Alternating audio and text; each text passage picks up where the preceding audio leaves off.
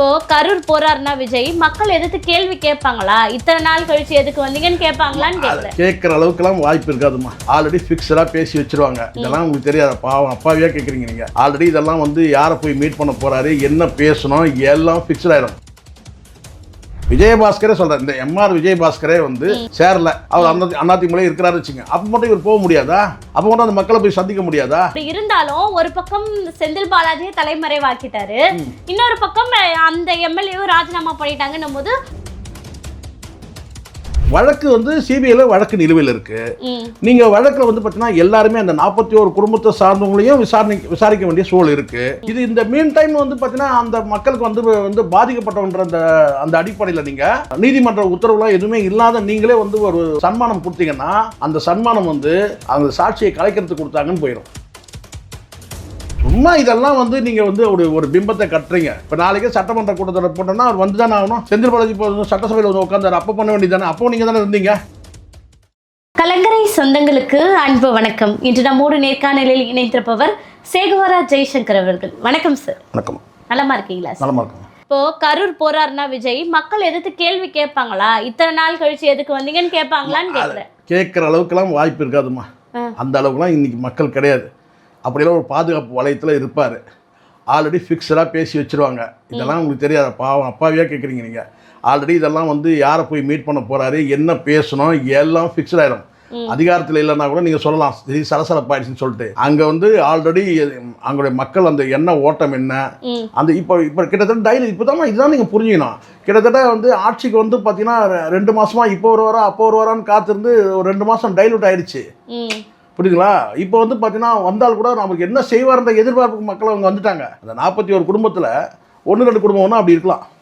ஆனால் எல்லாருமே நமக்கு சரி இழந்துச்சு, நமக்கு அடுத்தது என்ன கிடைக்கும் அந்த எண்ணத்துக்கு மக்கள் வந்துடும். இல்ல சார், விஜய் அவர்களுடைய கணக்கு கொஞ்சம் பாருங்களேன். அதாவது கரூர் போக போறாரு 10ஆம் தேதி. அதுக்கு முன்னாடியே அந்த கரூர்ல ஜெயிச்ச எம்எல்ஏவை பதவி விலக செஞ்சுட்டாரு. அங்க இடைத்தேர்தல் வரப்போது.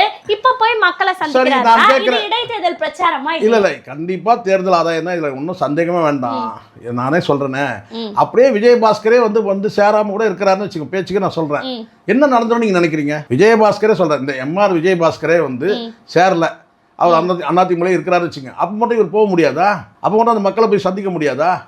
ஏன்னா முதலமைச்சர் பாதுகாப்பு வலயத்தில் இருக்கிறாருமா. இல்ல சந்திப்பாரு சார். அப்படி இருந்தாலும் ஒரு பக்கம் செந்தில் பாலாஜியை தலைமறைவாக்கிட்டாரு, இன்னொரு பக்கம் அந்த எம்எல்ஏவும் ராஜினாமா பண்ணிட்டாங்கன்னும் போது ஒரே காயில 2 கோல் அடிச்ச மாதிரி அவருக்கு. சரி, இதனால நீங்க என்ன நினைக்கிறீங்க? இப்ப நான் கேட்கிறேன், செந்தில் பாலாஜி ஏற்கனவே வந்து கரூர்ல நிக்கல, அவர் வந்து பாத்தீங்கன்னா கோயம்புத்தூர்ல தான் நின்னாரு.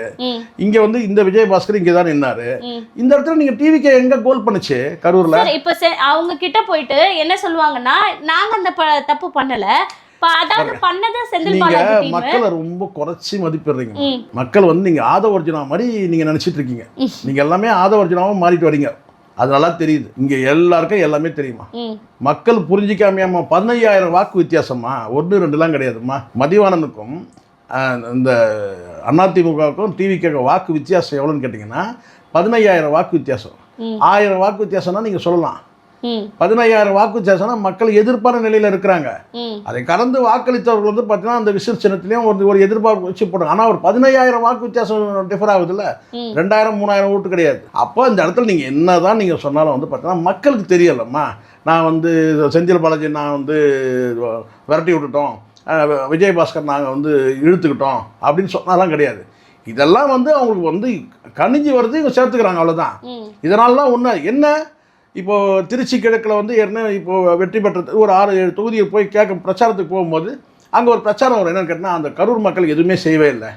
இப்போ கரூர் மக்களுக்கு வேலை வாய்ப்பு கொடுத்துட்டாருங்க, ஆளால் குடும்பத்தில் ஒருத்தர் வந்து வேலை வாய்ப்பு கொடுத்தாங்க அப்படின்னு சொல்லலாம். இது எல்லாம் அந்த குடும்பத்தை வேணால் சாட்டிஸ்ஃபைட் பண்ணுமா? உங்க புரிஞ்சுக்கணும், இந்த இடத்துல அந்த குடும்பத்தை சாட்டிஸ்ஃபைட் பண்ணலாம். ஆனால் பரவலாக வந்து பார்த்தீங்கன்னா மக்கள் இருக்குல்ல, மற்ற மக்கள் இருக்குல்ல, ஏங்க வேலை வாய்ப்பு கொடுத்தா போச்சாங்க, ஆனால் இறந்துட்டாங்க இல்லைங்க, ஒரு உயிர் போயிடுச்சு இல்லைங்க, அதிருப்தியாகும். அது நல்லா புரிஞ்சுக்கணும். சரி, இது வந்து வேலை வாய்ப்பு கொடுத்துட்டாரு. வேலை வாய்ப்பு கொடுக்கும்போது பார்த்தீங்கன்னா அங்கே வந்து என்ன ஆகும்? அது எனக்கு இன்னும் கூட ஒரு விஷயம் எனக்கு புரியல. அந்த வேலை வாய்ப்பு தர முடியுமான்றது எனக்கு தெரியல. காரணம் என்னென்னா அங்கே வழக்கு வந்து சிபிஐயில் நிலுவையில் இருக்குது. எல்லாரும் சொல்றாங்க வேலை வாய்ப்பு கொடுக்க போறாருலாம் சொல்றாங்க இல்லையா. ஆமா அங்க வந்து கரூர்ல வந்து வழக்கு நடக்குது. ஆமா சிபிஐ சிபிஐல இவங்க சாட்சியெல்லாம் சொல்லிட்டு வந்திருக்காங்க போயிட்டு. இப்போ வந்து வேலை வாய்ப்பு கொடுத்தாங்கன்னா அந்த விசாரணையை வந்து பாதிக்காதா, அந்த விசாரணையை பாதிக்காதா, அந்த சாட்சிகள் வந்து தங்கள் பக்கம் இழுத்துக்கிறாருன்ற மாதிரி இப்போ யார் குற்றவாளின்னு ஆர்எஸ் பாரதி திரும்ப வழக்கு போட்டாரு. பேசவே கூடாது அதை பத்தியே பேசக்கூடாதுன்னு போது பார்த்தீங்கன்னா எப்படி வந்து பார்த்தீங்கன்னா நீங்கள் அங்கே வந்து வேலை வாய்ப்பு தர முடியும் எனக்கு தெரியல அந்த சட்டம் எனக்கு புரியல. நான் ஓப்பனாக சொல்கிறேன். ஏன்னா கொடுக்கக்கூடாது என்ன எனக்கு கிடையாது, முடியாது. ஏன்னா வழக்கு வந்து சிபிஐல வழக்கு நிலுவையில் இருக்கு. நீங்க வழக்குல வந்து பார்த்தீங்கன்னா எல்லாருமே அந்த 41 குடும்பத்தை சார்ந்தவங்களையும் விசாரிக்க வேண்டிய சூழல் இருக்கு. வழக்கு முடியறதுக்கு முன்னாடி, அந்த விசாரணை முடியறதுக்கு முன்னாடி, அதுக்கப்புறம் விசாரணை முடிஞ்சு சார்ஜ் ஷீட் ஃபைல் பண்ணி அதுக்கப்புறம் நீதிமன்றத்தில் போய் பைசல் ஆகிற வரைக்கும் யார் இங்கே குற்றவாளின்னு தெரியாது. ஏன்னா செந்தில் பாலாஜியும் வந்து அழைச்சிருக்கிறாங்க, இவங்களையும் அழைச்சிருக்கிறாங்க. இவங்களோட சாட்சி எல்லாருமே சாட்சியாக தான் போயிருக்கிறாங்க. ஆனால் அதுக்கு பிறகு அவங்க சார்ஜ் ஷீட் ஃபைல் பண்ணும்போது தான் யார் குற்றவாளின்றதே தெரிய வரும். இது இந்த மீன் டைம் வந்து பார்த்தீங்கன்னா அந்த மக்களுக்கு வந்து பாதிக்கப்பட்டவன்ற அந்த அடிப்படையில் நீங்கள் நீதிமன்ற உத்தரவுலாம் எதுவுமே இல்லாத நீங்களே வந்து ஒரு சன்மானம் கொடுத்தீங்கன்னா அந்த சன்மானம் வந்து அந்த சாட்சியை கலைக்கிறதுக்கு கொடுத்தாங்கன்னு போயிடும். ஆமாம் ஆமாம், எனக்கு தெரிஞ்சது நான் சொல்கிறேன். ஆனால் அது என்ன செய்வாங்கன்னு எனக்கு தெரியாது. ஆனால் ஆதவ அர்ஜுனா வந்து மேடையில் முடிச்சிடுவேன் அப்படின்றாரு சார். முடிச்சிடுவேன்னா எப்படி கொலை பண்ணிடுவேன்? அதாவது ஆதவ அர்ஜுனா ஒன்று சொல்லிட்டுமா, நல்லா பண்ணுங்க. ஆதவ அர்ஜுனா நீங்கள் ஒரு அமைச்சர் பார்வையிலே நீங்கள் வைக்காதீங்க சார். அமைச்சர் இல்லை, அமைச்சர் தான். ஏன்னா அவர் பேசுறது அத்தனையும் நான் சொல்கிறேன்னா டிவிகேக்கு வந்து ஒரு கோடாரி காம்பு பதிவு பண்ணுங்க கரெக்டாக. டிவிகேக்கு ஒரு கோடாரி காம்பு, அவ்வளோதான் நான் சொல்லுவேன். டிவிகே பெரிய ஒரு மரமாக வந்து வளரணும். இப்போ செடியாக இருந்து அது மரமாயிட்டு இருக்கு. அந்த மரம் வந்து பார்த்தீங்கன்னா பெருசாக வளர்ந்து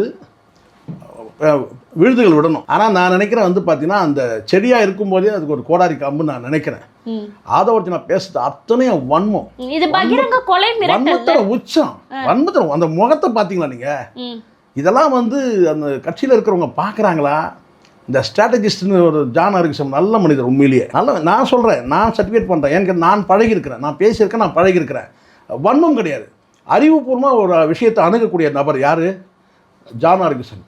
எல்லாத்தையுமே அறிவு. எவ்வளோதான் நின்று இருக்கிற பூமியே வெடித்து வெளியே போனாலும் அன்றைக்கி அந்த கரூரில் இவ்வளோ பெரிய சம்பவத்துக்கு காரணமே இவங்க தான். கரூரில் அதை அவாய்ட் பண்ணியிருக்க முடியும். அதை வந்து பார்த்தீங்கன்னா ஜானுடைய பேச்சு கேட்டிருந்தாங்கன்னா இந்த கரூர் சம்பவம் நடந்தே இருக்காது. ஜானோட அட்வைஸை கேட்கல, ஆனால் அது வந்து நடந்துச்சு. அதுக்கப்புறமா அது வந்து பார்த்தீங்கன்னா அவ்வளோ பெரிய லாஸுக்கு பிறகு, பெரிய டிசாஸ்டர், அதுக்கு பிறகு கட்சியை கொண்டு நிறுத்தி அந்த ஆளுமையை ஜெயிக்க வைக்கிறது எவ்வளோ கஷ்டம். அப்போ இவ்வளோ நடந்திருக்கு. அது வரைக்கும் வந்து பார்த்தீங்கன்னா வந்து இவருடைய ஒவ்வொரு பேச்சுக்களும் மைனஸ் தான். இந்த 108 தாண்டி கடந்து போயிருக்கணும். தேவையில்லாமல் ரஜினிகாந்த் சீனாரா? நீங்கள் ஆதவர்ஜினா செய்த தவறெல்லாம் நீங்கள் லிஸ்ட் அவுட் பண்ணுங்க. தேவையில்லாமல் ரஜினிகாந்த் சீனாரா? அவர் பாட்டுன்னு அவர் பாதியில் அவர் போயிட்டு இருக்கிறார். தேவையில்லாமல் அந்த இடத்துல வந்து இல்லைன்னா அந்த டான் அசோக்கோ யாரோ ஒருத்தர் இருக்கிறார்ல துறைமுகத்தை, இவரை சேகர்பாபு ஏற்றுன்னு அவர் ஜெயிச்சிருக்க வேண்டியது. அவர் தோற்றதுக்கு காரணமே இவர் வந்து பார்த்தீங்கன்னா மேடையில் தேவையில்லாமல் ரஜினிகாந்த் குறித்து பேசி அதுக்கு அவரை வச்சு வந்து ஒரு பதில் கொடுக்க வச்சு மறுநாள் வந்து பூசி மூணுனாங்க. தேவையில்லாமல் எலெக்ஷன் நேரத்தில் தேவையில்லாமல் அவரை ரஜினிகாந்த் அவரை சீண்ட வேணாம். அது வாயு விட்டது இவர் தான். நேற்றை வரைக்கும் நான் சொல்கிறேன் கேட்டிங்கன்னா எதுக்கு இவ்வளோ இந்த வன்ம பேச்சு எதுக்கு? நல்லா தெரியும், படித்தவர் தானே ஆதவர்ஜினா, படித்த நபர் தானே. எதுக்கு நான் அமைச்சரை நீங்கள் நினைக்காதீங்கன்னு சொன்னால் உள்ளபடியே வந்து பார்த்தீங்கன்னா அமைச்சர்னா ஓரளவுக்கு பேசிக் நாலேஜ் வேணும். ஒரு அமைச்சராக இருக்கிறதுக்கு ஒரு அடிப்படை நாலேஜ் வேணும். இந்த இடத்துல நீங்கள் ஒரு அதிகாரத்தில் இருக்கிற நபர், நீங்கள் கரூர் சம்பவம் நீதிமன்றத்தில் சிபிஐல நிலுவையில் இருக்குது. நீங்களும் சாட்சியாக போயிட்டு வந்திருக்கிறீங்க. புஷியானந்து சாட்சியாக போயிட்டு வந்திருக்கிறாரு. விஜய் அவர்களும் சாட்சியாக போயிட்டு வந்திருக்கிறாரு. செந்தில் பாலாஜி சாட்சியாக போயிட்டு வந்திருக்கிறாரு. நீங்கள் என்ன சொல்கிறீங்கன்னாக்கா அந்த கரூர் சம்பவத்தில் ஒருத்தரும் நாங்கள் விட மாட்டோம், அதுதான் நான் சொல்கிறேன். அது முடிச்சிடும் என்ன அது வார்த்தை? அதுதான் நான் கேட்குறேன். அது கிட்டத்தட்ட அப்படி தான் ஆகுது. இந்த இடத்துல நீங்கள் ஸ்டேட் கவர்மெண்ட்டாக கூட நீங்கள் சொன்னீங்களா சொல்லலாம். ஆமாங்க, காவல்துறை எங்ககிட்ட இருக்குது, நாங்கள் நடவடிக்கை எடுப்போம், முடிச்சிடும், இந்த வழக்கை முடிச்சிடும் நாங்கள் அப்படி சொன்னாங்க. கேஸே உங்ககிட்ட கிடையாது, சிபிஐயில் இருக்குது கேஸு. அப்போ நான் வந்து பார்த்தீங்கன்னா ஒருத்தரை விட மாட்டேன். எதுக்கு அவ்வளோ வரணும்? இன்னும் நேற்று தான் நடந்த மாதிரி. எப்படி இருந்தாலும் எல்லாருக்கும் தெரியுமா இந்த இடத்துல வந்து பார்த்தீங்கன்னா வந்து அங்கே ஒரு குழப்படி ஆயிடுச்சு. நீங்கள் அடிப்படையில் முதல் காரணம் நீங்கள் தாமதமாக வந்ததுன்றது ஊருக்கே தெரியும், உலகத்துக்கே தெரியும். இப்போ வந்து இந்த படம் ஜனநாயகன் படம் ரிலீஸ் ஆக போகுது. ஸோ அதில் வந்து உண்மை வெளிவரும் அப்படின்ற மாதிரி பல பேர் பேசி, நான் என்ன சொல்கிறேன்னா அது உண்மையெல்லாம் ஒன்றும் வராதுமா. கிளைமேக்ஸில் சில காட்சிகள் இருக்குதுமா, அது வந்து இவங்க வந்து அந்த கரூர் சம்பவத்தை காட்டணும்னு பிளான் பண்ணாங்க. இப்போ அது வந்து பார்த்தீங்கன்னா வந்து ஏஐ மூலமாக ரெடி பண்ணியிருக்கிறாங்க, அவ்வளோதானே தவிர அதில் மற்றது எதுவும் வர்றதுக்கான வாய்ப்பு எதுவும் கிடையாது. என்ன இப்போ பை எலெக்ஷன் வர்றதுக்கு முன்னாடி இதை வந்து ரிலீஸ் பண்ணாங்கன்னா பை எலெக்ஷன் அடுத்து ஒரு 2 மாதத்தில் எப்படியும் பை எலெக்ஷன் நடத்தி தான் ஆகணும். அப்போ இது பயன்படும்னு நினைக்கிறாங்க. அதனால் வந்து இந்த இந்த படத்தை ரிலீஸ் பண்ணுறாங்க. இதனாலலாம் ஒன்றும் ஆக போகிறது. இதெல்லாம் வந்து படம் இதுக்கு முன்னாடி ரிலீஸ் ஆகிருந்தால் கூட சொல்லலாம். முதலமைச்சர் ஆகிறதுக்கு முன்னாடி இவர் தான் முதலமைச்சர் ஆகிட்டாரு. வந்து சாட்டை இவர் கையில் தானே இருக்குது இல்லையா? அதனால் இது ஒரு பெரிய தாக்கம் ஏற்பட போகிறதில்ல. இந்த படத்தால் தான் வந்து பை எலெக்ஷனில் ஜெயிக்கணுன்றதுலாம் கிடையாது. சரிங்களா? தியேட்டரில் மக்கள் போய் கொண்டாடுவாங்க, படம் சக்ஸஸ்ஃபுல்லாக போக அது ஒன்றும் சந்தேகம் கிடையாது. சரிங்களா? அது வேற. ஆனால் ஆதவர்ஜுனா பேச்சு வந்து வன்மத்தோட உச்சம். அந்த முகமே ஏன் இப்படி மாறுது? இப்போது விஜய் அவர்கள் முதலமைச்சராக வந்து உள்ளே வந்து உட்கார்றாரு. முகத்தில் எந்த சலனமும் இல்லாமல் என்ன சொல்ல போனால் சோகமாக இருக்கிற மாதிரியும் முகத்தை வச்சிருக்கிறார். அதுதான் இப்போ கிரிட்டிசைஸ் ஆகுது. அதில் முகத்தில் வன்மத்தை சோகத்தை பார்க்கலாம், ஆனால் வன்மம் கிடையாது முகத்தில். அதுக்கப்புறம் எழுந்து கடைசியாக வந்து முடிகிறப்போ அந்த கூட்டத்தொடர் முடியும் போது அவர் பேசுனது வந்து சர்ச்சையாச்சு. நம்மளும் அதை விமர்சிக்கிறோம். அது வந்து பார்த்தீங்கன்னா ஆணவத்தோட உச்சமாக இருக்குது அந்த பேச்சுன்னு சொல்கிறோம். ஆனால் ஆணவன்றதை தாண்டி வன்மம்னு ஒன்று இருக்குல்ல. இங்கே சில வார்த்தைகள் தனியாக இருக்குது. ஆணவம், ஆவேசமான முகம்னு ஒன்று இருக்குது, ஆணவமான முகம்னு ஒன்று இருக்குது. ஒரு முகம் ஆவேசத்தில் இருக்கும், ஒரு முகம் ஆணவத்தில் இருக்கும். ஆனால் இதெல்லாம் இருக்கலாம். ஆனால் அந்த வன்மம் இருக்குல்ல, இந்த பழி வாங்குறதுன்றது, அது அந்த முகத்தில் வெளிப்படுதா இல்லையா? ஆதவர்ஜுனா முகத்தை பாருங்கள், பேசும்போது பாருங்கள். அவ்வளோ எதுக்கு வன்மம்? எதுக்கு சிக்கலை உருவாக்குறீங்க? ஆட்சி ஸ்மூத்தாக போனோமா? 2006 வெறும் 96 எம்எல்ஏக்களை வச்சு 5 ஆண்டுகளும் நிறைவு செய்கிறார் கலைஞர். எந்த இடத்துலையும் வந்து பார்த்திங்கன்னா வந்து இந்த மாதிரி குதிரை பேரம் அதெல்லாம் நடக்கவே கிடையாது. ஜெயலலிதாவும் மட்டும் தான் வாயார சொல்லிட்டே இருந்தாங்க, மைனாரிட்டி கவர்மெண்ட் தொடர்ச்சியாக சொன்னாங்க. ஒவ்வொரு தடவை திமுக அரசு சொல்லும்போது தான் மைனாரிட்டி திமுக அரசு சொல்லுவாங்க. ஆனால் எந்த இடத்துல அவங்க குதிரை பேரம் பேசி ஒரு 5 எம்எல்ஏ இழுத்துடணும் அப்படின்னு நினைக்கவே இல்லை. இல்லை கூட்டணி கட்சிகளை நம்ம பக்கம் இழுக்கணும் அப்படின்னு நினைக்கவே இல்லை. ஆனால் நீங்கள் பண்ணுறது அத்தனையும் என்ன சரின்னு கேட்டிங்கன்னா வந்து ஒரு பக்கம் மெஜாரிட்டி வரணுன்றதுக்காக இந்த ஆதரவு அளிக்கக்கூடிய கட்சிகள் மீது நம்பிக்கை இல்லாதனால நீங்கள் மெஜாரிட்டி காட்டணுன்றதுக்காக சில குறுக்கு வழிகளை நீங்கள் கையாளுறீங்க. அது சரின்னு நம்ம சொல்ல முடியாது. இருக்கு முதல் முடிச்சு. ஆனாலும் இது வந்து இந்த அரசியல் வந்து ஒரு என்ன சொல்கிறேன், சூதும் வாதும் நிறைந்த அரசியல் தான் இப்போ நடக்கிற அரசியல் எல்லாமே. சரி, அரசியலில் நீங்கள் சாணக்கியத்தனம்னு சொல்லி அதை நீங்கள் சூதுவாத அரசியல் வந்து சாணக்கியத்தனம் நீங்கள் சொன்னால் கூட சரின்னு சொல்ல நம்ம ஏற்றுக்கிட்டு நம்ம கடந்து போயிடலாம். ஆனால் அதை கடந்து இது ஒரு பக்கம் நீங்கள் பண்ணிகிட்டு இருக்கீங்க. அதை வந்து அங்கே இருக்கிற வந்து ஜான் ஆரோக்கியசாமியோ இல்லை மற்றவர்களோ வந்து மெஜாரிட்டியை நிரூபிக்கிற வேலையில் அவங்க வந்து ஒரு சில வந்து ஒரு என்ன சொல்லுங்கள் ஒரு சாணக்கியத்தனத்தை பண்ணுறாங்கன்னு கூட நம்ம எடுத்துகிட்டு போயிடலாம். ஆனால் நீங்கள் பேசுகிறீங்கல்ல, ஆதவர்ஜுனா பேசுகிறது எது என்ன சரி? இப்போ போயிட்டு நீங்கள் வந்து கரூர் சம்பவத்தை எடுத்து நீங்கள் பேசுறதுல என்ன மக்களுக்கு தெரியாதா? நீ என்ன கத்துனாலும் விஜய் வந்து போக போறாரு, அப்போ அதை பற்றி நினைவுபடுத்தணும். திருப்பி நான் என்ன சொல்கிறேன்னா, நீங்கள் இதை நினைவுபடுத்த வேண்டிய அவசியமே இல்லை. எல்லா மக்களும் மறந்து போயிட்டாங்க. இதை மக்கள்கிட்ட இருக்கிற மிகப்பெரிய பலவீனம் எது நீங்கள் நினைக்கிறீங்க? எது பலவீனம் மக்களுக்கு? மறதி. அங்கே இருக்கிற அந்த மக்கள், பாதிக்கப்பட்ட மக்களே வந்து ஒரு இயல்பு நிலைக்கு வந்துடுவாங்க. என்னென்ன ஏதாவது நமக்கு இனிமேல் செட்டில்மெண்ட் கொடுத்தா ஆல்ரெடி அவங்க வந்துட்டாங்க. அவர் மீது தப்பு இல்லைன்னு சொல்லிட்டாங்க, செட்டில்மெண்ட்டுக்கே வந்தாச்சு. செட்டில்மெண்ட்டும் கொடுத்துட்டாங்க, ஒரு பார்ட் பேமெண்ட் வாங்கிட்டாங்கல்ல, முடிஞ்சிருச்சு, அவ்வளோதான். அதை ஒருத்தர் மட்டும் ரிஜெக்ட் பண்ணாங்க வேணான்ட்டு, மற்றதெல்லாம் வந்து வாங்கியாச்சு. அடுத்தது நீங்கள் என்ன கொடுத்தாலும் வாங்கிப்பாங்க. அந்த அளவுக்கு மக்கள் வந்து இன்னைக்கு வந்து இறங்கி போயிட்டாங்க, முடிஞ்சிச்சு. ஆனால் மற்ற மக்களுக்கு வந்து எல்லாமே தெரியும், என்ன நடந்தது, யாரால என்னன்றது எல்லாமே தெரியும். இதில் இவங்களுடைய பார்ட் என்ன, அவங்களுடைய பார்ட் என்ன, எல்லாமே தெரியும். சரி, இப்போ விஜய் போனால் என்ன பேசுவார்னு நினைக்கிறீங்க? பேசுறதுலாம் எதுவுமே வாய்ப்பு இல்லைம்மா. அந்த மீண்டும் அந்த முன்னாடி வந்து பார்த்தீங்கன்னா முதலமைச்சராக இல்லாமல் வந்து தனி அறையில் சந்திச்சாரு. இப்போ அவங்க பகுதியிலே வந்து ஒரு கேள்வி இருக்குதுல்ல, எல்லாரும் எழுப்புறாங்கல்ல. சீமான் அவர்கள் தான் முக்கிய காரணமே. சீமான் பல முறை பேசும்போது சொன்னார், இன்னைக்கு வரைக்கும் அந்த பாதிக்கப்பட்ட மக்களை நீங்கள் போய் பார்த்தீங்களா, கேட்டாரா இல்லையா? சீமான் கேட்டார்ல. இப்போ சீமான் மாதிரி இன்னும் பலரும் கேட்குறாங்க. அப்போ எல்லாருடைய வாயை அடைக்கணும்னு நான் சொன்னேன். முதலமைச்சரான பிறகு நான் வந்து உங்களை வந்து சந்திக்கிறேன். இப்போ பாருங்கள், முதலமைச்சராக வந்து நான் வந்து இங்கே சந்திக்கும் போது வந்து பார்த்தீங்கன்னா செந்தில் பாலாஜி இல்லை, தலைமுறை ஆகிட்டார். இப்போ நான் கேட்குறேன், தலைமுறைனா கண்டுபிடிக்க முடியாதுமா? அவர்னா அவ்வளோ பேர் என்ன தாவூத் இப்ராஹிமா நான் கேட்குறேன்? நான் தெரியாமல் தான் கேட்குறேன். எங்கே தலைமுறை ஆகிட முடியும்? சும்மா இதெல்லாம் வந்து நீங்கள் வந்து ஒரு பிம்பத்தை கட்டுறீங்க. இப்போ நாளைக்கே சட்டமன்ற கூட்டத்தொடர் போட்டோன்னா அவர் வந்து தானே ஆகணும். ஏன் இப்போ நீங்கள் தேடுறது வந்து பார்த்தீங்கன்னா வந்து இப்போ தான் உங்களுக்கு தெரிஞ்சிச்சா?